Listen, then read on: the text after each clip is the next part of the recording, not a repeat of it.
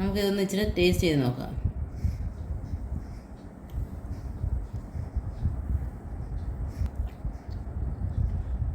പരുവത്തിന് മധുരം, നല്ല സോഫ്റ്റ്നെസ്, അടിപൊളി.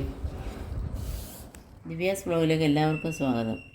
നമ്മളിന്നിവിടെ ഉണ്ടാക്കാൻ പോകുന്നത് ക്യാരറ്റ് പ്ലം കേക്കാണ്. നമുക്കതിനായിട്ട് കേക്ക് ഉണ്ടാക്കാൻ ഒരു ബൗൾ എടുത്തിട്ടുണ്ട്. അതിലേക്ക് നമുക്ക് ഓയിൽ ഒന്ന് ഒഴിച്ച് എല്ലാം ഒന്ന് തേച്ച് പിടിപ്പിക്കാം.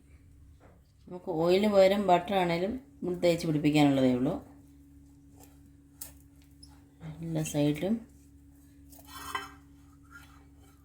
നമുക്കിനിയും ബട്ടർ പേപ്പറിലേക്ക് വയ്ക്കാം. ബട്ടർ പേപ്പർ ഇല്ലാത്തവർക്ക് ബുദ്ധിമുട്ടൊന്നും വിചാരിക്കേണ്ട. കാരണം നമ്മളിതുപോലെ ഓയിൽ തേച്ച് വെച്ച് ഇത് മൈദ ചുറ്റിനും ഒന്ന് പടർത്തി കൊടുത്താൽ മതി. സൈഡിലും ബട്ടർ പേപ്പർ വയ്ക്കണം. ബട്ടർ പേപ്പർ എല്ലാം വെച്ചിട്ടുണ്ട്. നമ്മൾ 250 ml ക്യാരറ്റ് സ്ലൈസായിട്ട് അരിഞ്ഞ് ഇട്ടിട്ടുണ്ട്. ഫ്രിഡ്ജിൽ വെച്ചതാണെങ്കിൽ റൂം ടെമ്പറേച്ചർ ആയിട്ട് അത് അരിഞ്ഞ് എടുക്കാവൂ. കാഷ്യൂ കഷ്ണങ്ങളാക്കിയതുണ്ട്. കാഷ്യൂ, ബദാം, പിസ്ത എന്ത് വേണമെങ്കിലും നമ്മുടെ ഇഷ്ടത്തിനനുസരിച്ച് എടുക്കാവുന്നതാണ്. ആക്കാത്തത് കുറച്ചുണ്ട്, അത് നമുക്ക് ഗാർണിഷ് ചെയ്യാം. 5 ഈന്തപ്പഴം ചോപ്പ് ചെയ്തത്. ക്യാരറ്റ് എത്രയാണോ എടുക്കുന്നത് ആ അളവിൽ തന്നെ നമ്മൾ മൈദ എടുക്കണം. 250 ml ആണ് ഞാൻ എടുത്തിരിക്കുന്നത്. ബേക്കിംഗ് പൗഡർ 1 ടീസ്പൂൺ, ബേക്കിംഗ് സോഡയും 1 ടീസ്പൂൺ. നമുക്ക് 1/2 സ്പൂണാണ് ഇടേണ്ടത്. ഇതിപ്പോൾ 1/4 സ്പൂണാണ്. 1 സ്പൂൺ നമ്മൾ ചേർക്കും. ഗരം മസാലയാണിത്. ആവശ്യമുള്ളവർക്ക് ചേർക്കാം, അല്ലാത്തവർക്ക് സ്കിപ്പ് ചെയ്യാം. നമുക്കിത് അരിച്ചെടുക്കാം. നല്ലവണ്ണം ഒന്ന് മിക്സ് ചെയ്തിട്ട് മൈദ ഫുള്ള് അരിച്ചെടുത്തിട്ടുണ്ട്.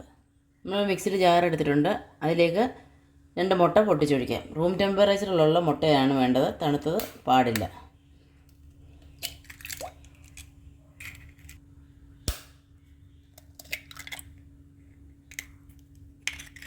$230 ml ആണ് നമ്മൾ ഷുഗർ എടുത്തിരിക്കുന്നത്.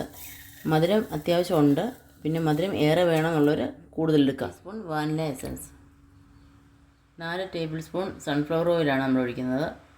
ബട്ടർ വേണ്ടവർക്ക് ബട്ടർ ചേർക്കാം.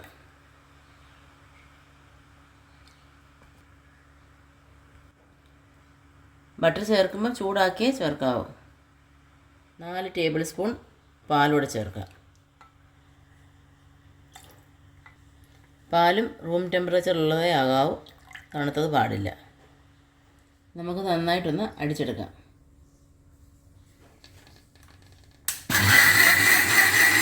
നമ്മൾ കേക്ക് ഉണ്ടാക്കുന്നതിന് മുമ്പായിട്ട് പ്രീ ഹീറ്റ് ചെയ്യണം. ഞാനൊരു ചരുവമാണ് വെച്ചിരിക്കുന്നത്. പ്രീ ഹീറ്റ് ചെയ്യുമ്പോൾ അതിനകത്ത് ഒരു തിരി പോലത്തെ സാധനം, നമ്മൾ ഇതിൻ്റെ മണ്ടയ്ക്കാണ് കേക്കിൻ്റെ ബൗൾ വയ്ക്കുന്നത്. ഇതിനിയൊന്ന് പ്രീ ഹീറ്റ് ആവട്ടെ. നമുക്ക് അടച്ച് വയ്ക്കാം.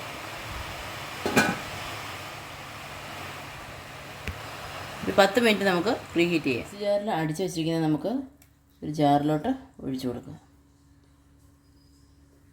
നമുക്ക് മൈദ കുറേശ്ശെ ഇട്ട് ഇളക്കിയെടുക്കാം.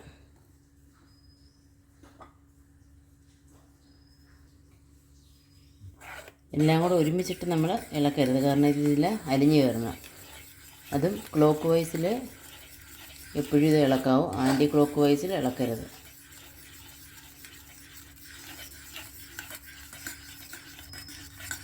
ഞാൻ ഫോർക്ക് കൊണ്ടാണ് ഇളക്കുന്നത്. നിങ്ങൾക്ക് ബീറ്ററോ കൈയോ എല്ലാം എന്ത് വെച്ചും നമുക്ക് ഇളക്കാം.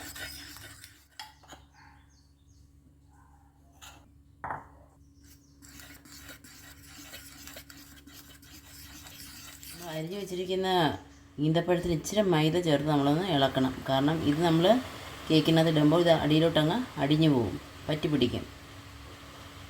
ഇതിലേക്ക് ഗ്രൈൻഡ് ചെയ്ത് വെച്ചിരിക്കുന്ന ക്യാരറ്റ് ഇടാം.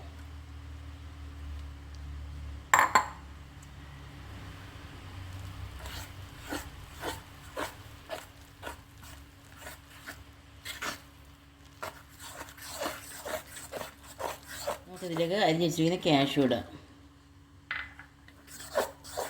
നല്ലോണം ഇളക്കി ചേർക്കാം. നമ്മളെടുത്ത് വെച്ചിരിക്കുന്ന ഈന്തപ്പഴം,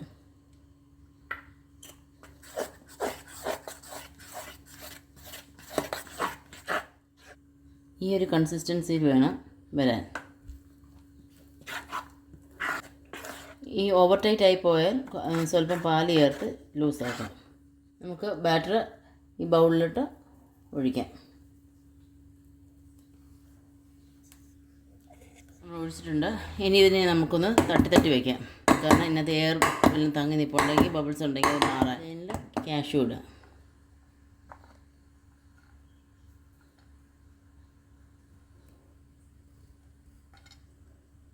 10 മിനിറ്റ് ആയിട്ടുണ്ട് പ്രീ ഹീറ്റ് ചെയ്ത്. നമുക്കിതിലേക്ക് ഈ ബൗൾ താത്ത് വയ്ക്കാം. നല്ല ചൂടാണ്, ശ്രദ്ധിച്ച് ചെയ്യണം, കൈ പൊള്ളാൻ സാധ്യതയുണ്ട്. എന്തായാലും നമ്മളത് താത്ത് വെച്ചിട്ടുണ്ട്. എൻ്റെ കൈയൊന്ന് പൊള്ളി. നമുക്കിത് അടച്ച് വയ്ക്കാം. 45 മിനിറ്റ് നമുക്കിതൊന്ന് വെയിറ്റ് ചെയ്യാം. അപ്പോൾ നമ്മുടെ കേക്ക് 45 മിനിറ്റ് ആയിട്ടുണ്ട്. നമുക്കൊന്ന് നോക്കാം വെന്തോന്ന്. അടിപൊളി പൊങ്ങിയിട്ടുണ്ട്. ഒന്ന് കുത്തി നോക്കാം ഒരു കമ്പി കൊണ്ട്. കുത്തി നോക്കുമ്പോൾ നമ്മുടെ കമ്പിയിലൊന്നും പറ്റിയിട്ടില്ല എങ്കിൽ വെന്തെന്നാണ്. ഇത് വെന്തിട്ടുണ്ട്. നമുക്ക് ഫ്ലെയിം ഓഫ് ചെയ്ത് ഇത് പുറത്ത്. ഞാൻ മീഡിയം ഫ്ലെയിമിലാണ് ഇത് വെച്ചിരിക്കുന്നത്. മീഡിയം ഫ്ലെയിമിൽ നല്ലവണ്ണം അത് പൊങ്ങി വന്നിട്ടുണ്ട്. തീ കൂട്ടിയിട്ട് ഒരിക്കലും വെക്കരുത്.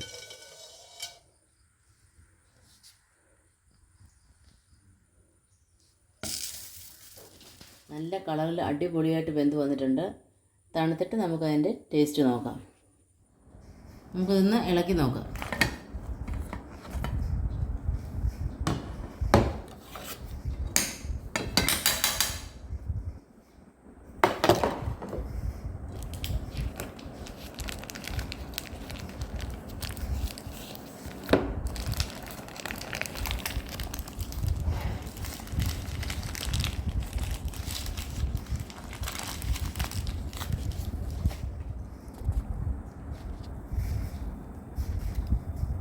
നല്ലപോലെ വെന്തിട്ടുണ്ട്. സോഫ്റ്റാണ്, നല്ല സോഫ്റ്റായിട്ടിരിക്കുന്നത്. നമുക്കിതൊന്ന് മുറിക്കാം.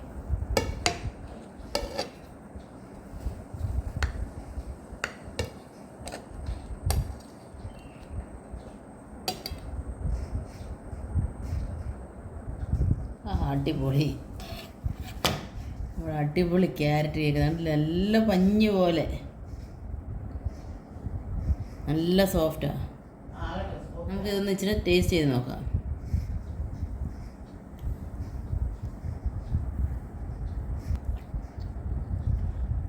പരുവത്തിന് മധുരം, നല്ല സോഫ്റ്റ്നെസ്, അടിപൊളി.